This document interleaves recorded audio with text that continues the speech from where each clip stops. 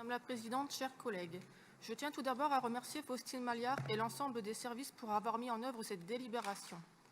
Cette intervention fait écho à l'actualité, avec la journée mondiale de sensibilisation à l'autisme qui a lieu en cette semaine, le 2 avril. Cette journée nous rappelle que le handicap et les questions d'inclusion sont l'affaire de tous.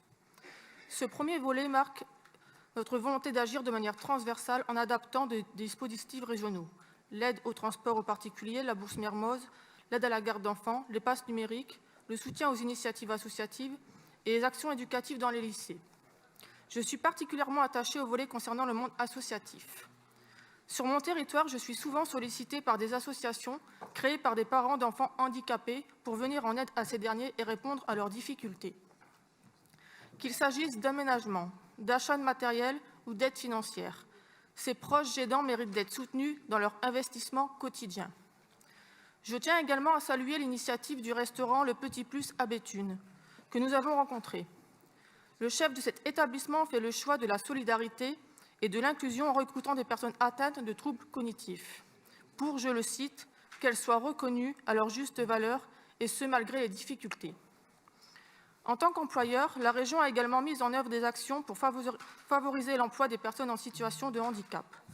Brigitte Fourré, en charge de l'administration générale et du personnel, a travaillé en faveur de l'inclusion. Aujourd'hui, la région emploie un peu plus de 10% des personnes en situation de handicap, bien au-dessus du seuil réglementaire fixé à 6%. Nous pouvons nous féliciter de l'exemplarité de la région en la matière. Au-delà de ces chiffres, la région se tient aux côtés des travailleurs ayant un handicap. Il est fait en sorte que leur poste de travail soit aménagé pour qu'ils puissent travailler dans des meilleures conditions possibles. C'est dans ce sens qu'a été renouvelée en 2022 la convention pluriannuelle entre la région et le Fonds pour l'insertion des personnes handicapées dans la fonction publique, pour suivre cette dynamique d'accompagnement, d'inclusion et surtout l'inclure de manière pérenne. La région a également signé une convention avec l'association chargée de soutenir le développement de l'emploi des personnes en situation de handicap, pour qu'ils puissent plus facilement avoir accès à la formation, à l'emploi et à des conseils d'orientation. L'inclusion des personnes en situation de handicap doit être au cœur de nos préoccupations.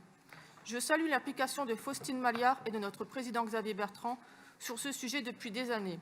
Nous avons d'ores et déjà fait des propositions pour aller encore plus loin sur l'adaptation des dispositifs et ainsi venir en aide au plus grand nombre. Je vous remercie. Merci.